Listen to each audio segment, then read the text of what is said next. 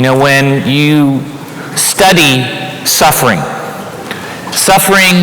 in the world goes back to leadership. When you study leadership sociologically around the world, what you have to study by default is male culture.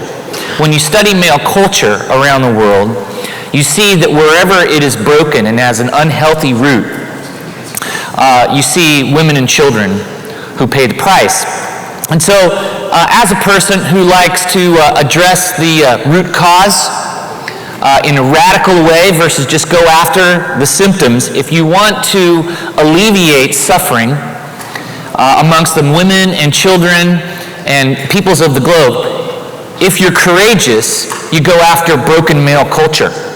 Otherwise, you're just dealing with the symptoms. We can provide relief, we can provide rescue, we can provide education, but if you really want to go after the character and conduct of those who are perpetrating and originating the suffering, you have to go after men.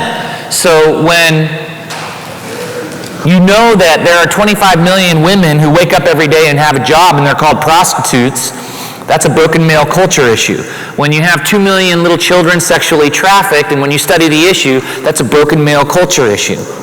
When you see political corruption, greed, you look at who's at the center of power, that's a broken male culture issue. And this church is committed to not only responding to those who need our compassion, which are essentially the women and children in our blast zone around the world, but also taking steps to right injustice.